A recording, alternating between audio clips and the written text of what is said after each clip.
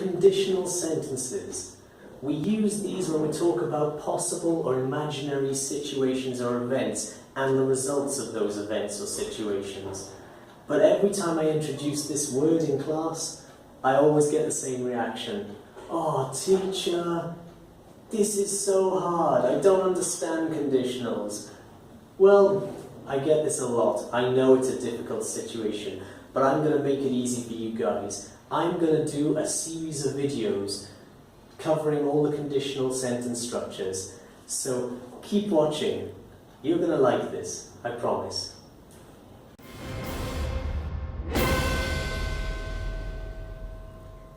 Okay guys, so let's begin with the zero conditional.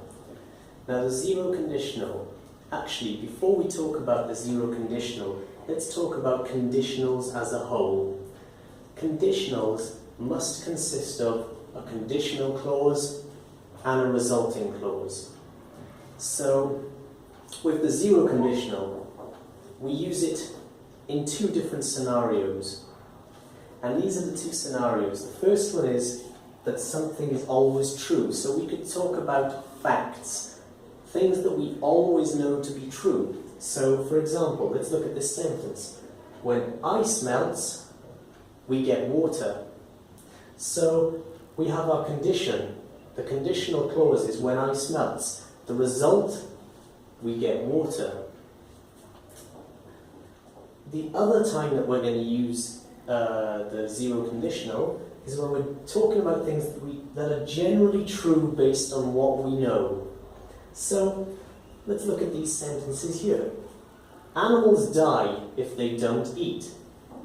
So if you notice in this sentence, we've switched the order. So up here we have the condition and then the result. Here we have the result and then the condition.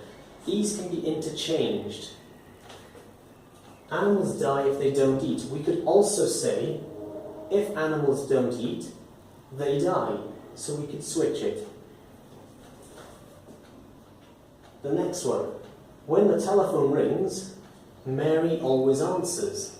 So from what we know to be true, every time the telephone rings, Mary answers it. So we got our condition and we got the result. The last sentence, if you eat too much chocolate, you get fat. And you can see that our friend teacher here, he has been eating too much chocolate and now he is fat. I warned you not to eat too much chocolate, teacher, but you did not listen. You only have yourself to blame. What can you do, huh? So, from what we know to be true, if you eat too much chocolate, you get fat. I do like chocolate though. Okay, anyhow, so something that you have to remember though, guys.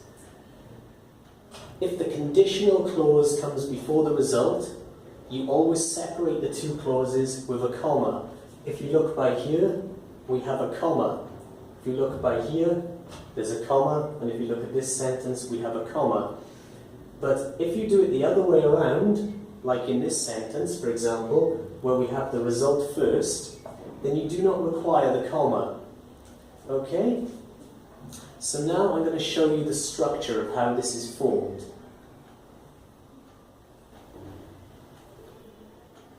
Right guys, so let's go through the structure of how we form the zero conditional sentence. So, as you can see, our friend teacher here, he's not happy that he's become fat. So he's running, he's trying to lose that extra weight. Well, I did warn him that eating all that chocolate was not good for him. He didn't listen. It's his fault. You have got a lot of work to do. Keep running. You keep running, my friend. Okay, so how do we form the zero conditional sentence? So let's look at this one, for example. When ice melts, we get water. So it's formed by if or when plus subject. So when, ice is our subject, present simple verb, melts, comma, we, subject, get, the present simple, and our object in this case is water. So if or when plus subject plus present simple, comma, subject, present simple plus object. So that's how we form the sentence. The if and the when, these are interchangeable in most cases. So for example, when, we could change this for if.